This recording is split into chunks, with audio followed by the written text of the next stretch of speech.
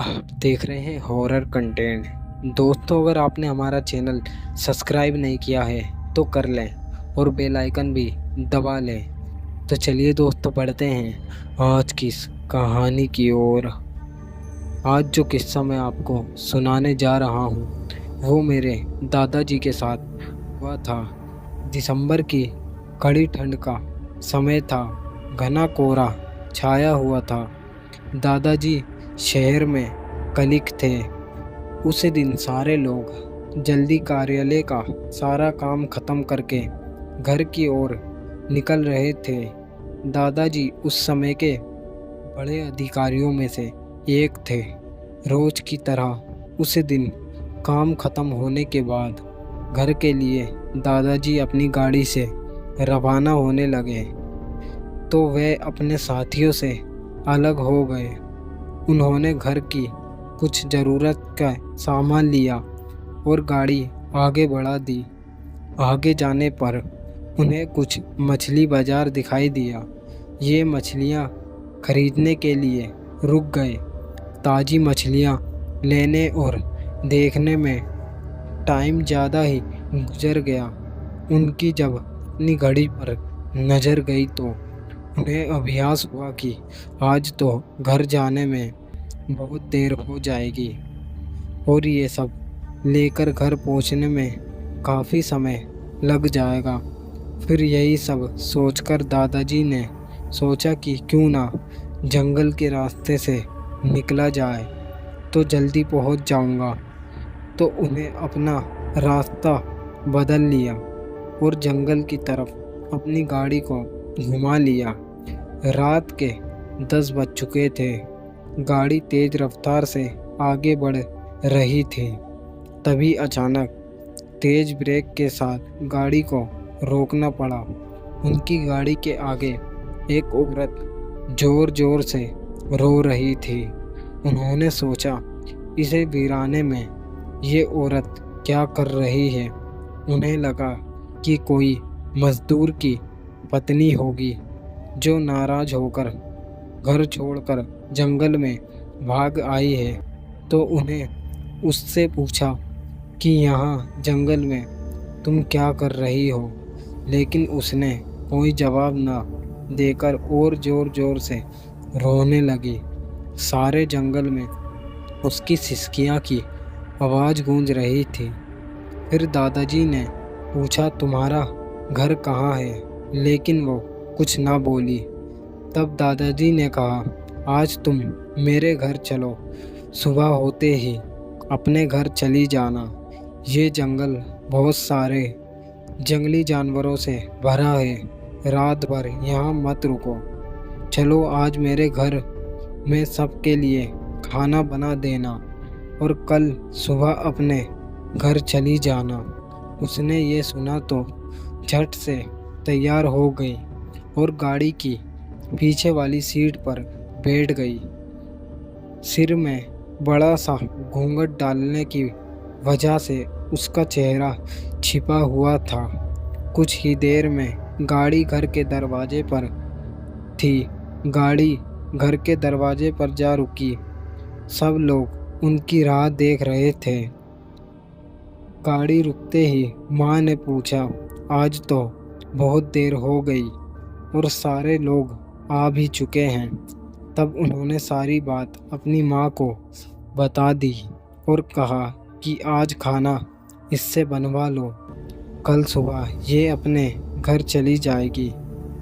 इतनी रात को बेचारी जंगल में कहाँ भटकती, इसीलिए मैं इसे ले आया। पर ये माँ को कुछ अजीब सा लग रहा था कि कहीं चोर तो नहीं है। रात को सोने के बाद या खाना बनाते समय कहीं घर के सामान ही चुरा न ले। पर बेटे की बात को कैसे मना करती।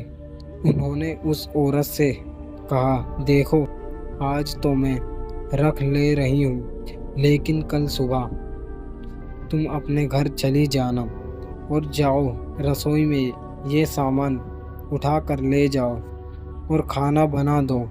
उसने फिर से जवाब नहीं दिया। बस हूँ हूँ की आवाज़ बाहर आई और वो सारा सामान लेकर माँ के पीछे चल रही थी। रसोई में सारा सामान रखवा कर माँ ने उससे खाना जल्दी बनाने को कहा और वहाँ से चली गई। लेकिन उसका मन कुछ परेशान था। फिर 5 मिनट बाद वो रसोई में देखने चली गई कि वो क्या कर रही है और उसका चेहरा भी देखना चाहती थी। लेकिन वहाँ पहुँचती तो देखा कि वो मछलियाँ का थैला ही निकाल रही थी। उन्होंने बहुत ज़ोर से गुस्से में कहा, यह सब खाने का इंतज़ार कर रहे हैं और तुम अभी तक मछलियों का थैला ही निकाल रही हो। कल सुबह तक बनाओगी क्या? उसके सिर पर घूंघट अभी भी था तो चेहरा देखना मुश्किल था। उन्होंने उससे कहा, तुम जल्दी से खाने की तैयारी करो, मैं आग सुलगा देती हूँ, काम जल्दी हो जाएगा।